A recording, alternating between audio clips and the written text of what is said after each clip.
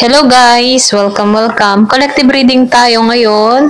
So, piliin nyo na lamang kung kaninong energy to. Be open-minded po, hindi po halos lahat makaresonate. Kaya piliin nyo na lamang. And thank you nga po pala sa mga nag-subscribe, lalo-lalo na po sa mga bumabalik. Marami pong salamat. Give me the message for collective. Kaninong energy to, okay? Pwedeng sa'yo, pwede rin sa tao mo, no? So, piliin nyo na lamang kung energy nyo to, okay? Ayan, start na po tayo. Give me the message for collective. Ayan.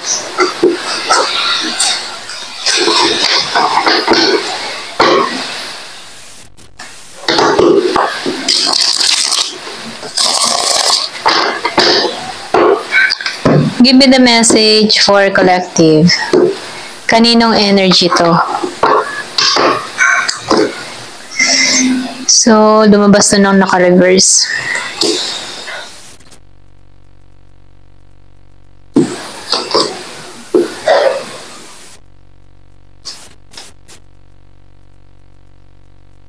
So, nakikita ko dito may Leo, may Virgo, Capricorn, Taurus, meron Gemini, Aquarius, and Libra, Scorpio, Cancer, and Pisces. Ayun. So, nakikita ko dito, no, meron ditong tao na stable yung kanyang nararamdaman, okay? Masaya siya dito. Kasi nakikita ko dito, nakukuha niya lahat ng gusto niya dito, okay? So, especially kay Scorpio, Cancer, and Pisces. Kumbaga, nakikita ko dito na panatag ang lahat sa'yo, okay? Kumbaga, nakikita ko dito yung nagiging maganda yung takbo ng pamumuhay mo, okay? Pwede rin sabihin, meron kang mga family members or mga kapatid, anak, mga ganyan na andyan kumbaga sila yung nagpapasaya sa'yo, okay? Kumbaga nakikita ko dito yung buong pamilya, okay? Na sumusuporta palagi sa'yo.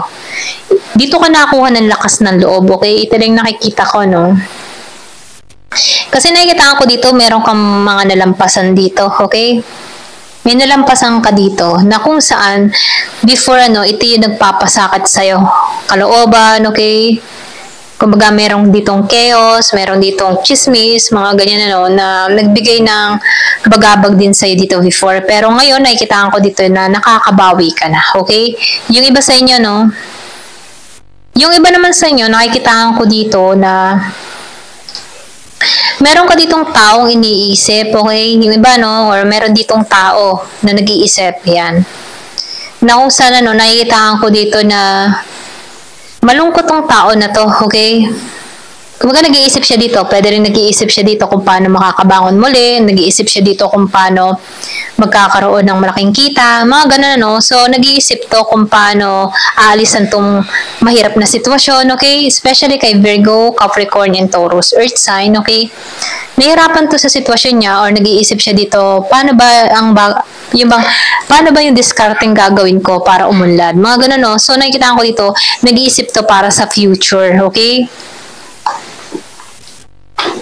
So, tingnan pa natin dito. So, nakikita ko rin dito, Yung iba naman sa inyo, meron ditong nakakamiss sa'yo, okay? Nasaktan to.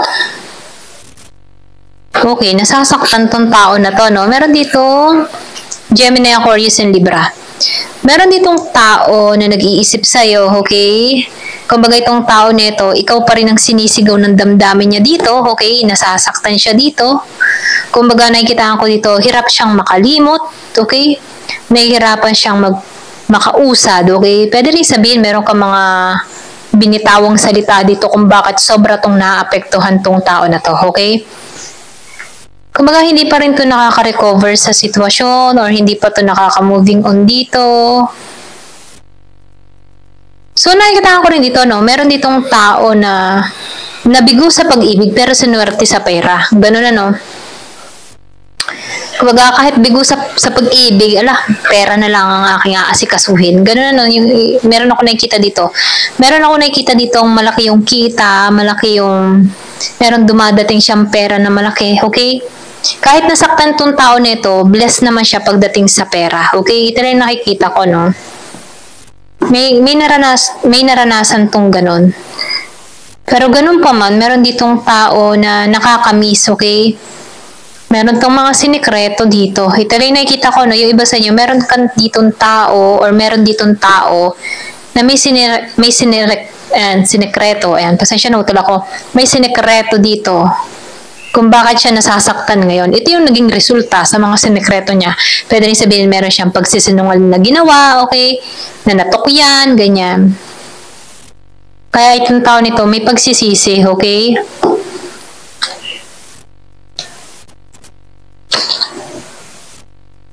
So, nakikitaan ko dito, no, meron ditong inabandona, sinayang, okay? Pwede meron ditong taong sinayang. Sinayang siya dito, okay? Kasi, alam mo yung tipo na binigay naman niya lahat ng kanyang pagmamahal dito, pero hindi siya pinahalagahan. Meron ditong taong ganun, ano, especially kay Scorpio. Maybe before, naranasan mo na to. Kaya ngayon dito ka sa Ten of Cups, dahil nakikita ko dito, nakakabangon ka, okay? Sa mga nagbigay ng pasakit sa'yo, okay? Kumbaga, pwedeng nangyari na to. Ito rin nakikita ko dito, no? So, ngayon, nakikita ko dito na bumabawi ka para sa sarili mo, okay? Kasi nakikita ko dito na unti-unti mo nang natatanggal yung mga nakaraan, okay? Mga masasakit na experience. Yung iba sa inyo, no? Especially kay Scorpio, Cancer, and Pisces. Unti-unti mo nang natatanggal yung mga bad experience mo, okay? Kung ano man yung nagbigay ng pasakit sa'yo, okay? Mapa sa pag-ibig, trabaho, kapitbahay, o isang sitwasyon na mahirap, ano? Nakikita ko dito nakaka-moving on ka na doon, or sabihin natin, tinatanggal mo na to na isa-isa, okay? Nakakausad-usad ka na. Kasi nakikitaan ko dito na maybe naisip mo rin dito na wala naman mangyayari kung ako'y mag-iisip dito sa tao na to, okay? Isipin ko na lang muna yung sarili ko. Unahin ko muna yung sarili ko, okay?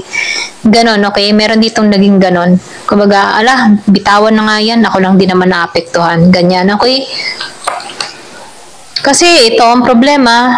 Yung sinabi ko nga kanina, bitawan mo na lamang yan kasi ikaw lang din na naapektuhan, okay? So, nakikitaan ko dito dahil natuklasan mo na hindi naging totoo ang pagmamahal ng tao na to, okay, sa'yo. Kasi nakikitaan ko dito, meron ditong inabandona, iniwan, binusting, ganyan, okay? Na kung saan nauntog ka dito, tama na. Kailangan na magising, okay? Mahalin ko naman yung sarili ko. Ganun, ano.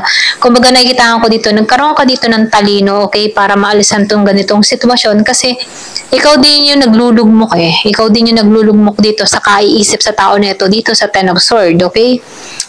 Kaya ka nasasaktan dito sa Three of Swords. Kasi ikaw mismo, before parang dinamdam mo lahat ng pait ng kahapon. Pero nakikitaan ko dito, unti-unti ka nang nakakausad. Kasi natatauhan ka dito, bakit nga baga ako nagtitiis dito? Ako lang din naman nahihirapan at nasasaktan, okay? Hindi naman ako pinahahalagahan ng tao nito sa The Lovers Reverse, okay? So, ito rin nakikita ko sa'yo, no? So, before, hindi mo kasi makita to. Ito lang yung nakikita ko. Pero ganun pa man, para kang bulag na hindi mo makita, okay? Sarado ang isipan mo. Kumbaga, umaasa ka pa rin dito sa tao nito. Kahit binitray ka, ganyan, nagiging bulag ka dahil mahal mo nga ito, okay? Pero nakikita ko dito, meron dito para nagpatotoo sa iyo, okay? Naliwanagan ka dito, na kung saan ikaw na, yung pagmamahal mo dito sa tao nito, binuhos mo na lang sa sarili mo, okay? Kaya nakikita ko dito, mayroon kang mga tinatrabaho, okay? Yung mga prioridad mo sa buhay, ganyan. Kung paano ka lalago. Meron kang tinatrabaho dito, kaya nare-receive mo tong Ten of Pentacles dito, okay? Kasi, minalas ka man sa pag-ibig, sinuwerte ka sa pera. Yung iba sa inyo, hindi halos lahat, Kumaga madali kang kumita ng pera, yung iba, mabilis, Kasi nakikita ko dito, nahusgahan ka din dito, okay? Pwedeng nahusgahan ka din ng ibang tao dahil sa mga nangyari sa'yo, okay? Yung bang tipong may mga tamang husga sa'yo, ayan yan. Yung bang tipong mga ganun, merong manghuhusga dahil nasaktan ka, imbis na ikaw ay bigyan ng baga-baga, ayan hanap ng hanap, yan na pala. Mga ganun, So, ito lang nakikita ko, merong mga taong nang husga din sa'yo, okay? Nasaktan ka na, pero hinusgahan ka pa, okay? Pero ganun pa man, kahit halimbawa ay ganun man ang iniisip ng ibang tao sa'yo, nakikitaan ko dito na mas naging magaan naman sa'yo, okay? yung pag-alis ng tao nito. Kumbaga nakikita ko dito, natutunan mo yung sarili mo na okay lang kahit ako yung husgan, bahala kayo dyan. Magsusumikap ako, okay? Dito sa Eight of Pentacles. Kaya ngayon, nakikita ko dito, magaan yung takbo ng buhay mo, magaan yung kaperahan mo, okay? Wala nang bigat, wala nang mabigat na responsibilidad. Kasi may tapang ka okay? Hinusgahan ka ng ibang tao dahil sa mga nangyari sa'yo, or pwede rin sabihin na loko ka, okay, nasaktan ka, may mga tao sa paligid mo na nang husga sa'yo, okay? Yan, patol ng patol yan, mga ganun ano. So, dahil dito, pwedeng dun ka din humugot ng lakas. Kumbaga, meron ka ditong tinrabaho, nagtrabaho ka dito ng lihim para umunlad ka dito, okay? Ito na yung nafe-feel ko sa'yo, Kasi hindi alam ng iba na malakas ang loob mo, okay? Kahit may mga pagsubok kang kinarap dito, naitayo mo yung bandera mong muli, okay? Kasi nakikita ko dito, hindi ka na, alam mo yung tipo na hindi mo nahahayaan yung sarili mo na mahangka sa sitwasyon. Hindi mo na hinahayaan yung sarili mo na ma-stuck sa isang sitwasyon na ang hirap. Kasi naranasan mo nang ma-stuck dito Kasi sa pagmamahal mo, umaasa ka na magbabalik, okay? Pero hindi bumalik hanggang sa naliwanagan ka dito. Na ikaw lang pala yung nagsasacrifice dito, okay? Kaya meron ka ditong natutunan na kung saan ngayon, natatanggalan mo na yung bigat ng kalooban mo, natatanggalan mo na yung mga responsibilidad mo, meron ka ng mga tinatrabaho muli, meron ka ng ginagawa, okay, para umunlad ka dito. Kaya itong blessing sa'yo, dire-diretso. Sawi ka man sa pag-ibig, pero binilas ka pagdating sa pera, okay? Ito na yung nakikita ko. So ngayon nakikita ko dito, nagiging malaya ka sa sitwasyon na kung saan para kang nakahang, okay? Para kang naka-stuck sa isang sitwasyon, pero natanggalan mo to. Ito na yung nakikita ko dito, So, tingnan pa natin dito sa card na to. Kumbaga, nakikita ko dito ang paglaya. Okay?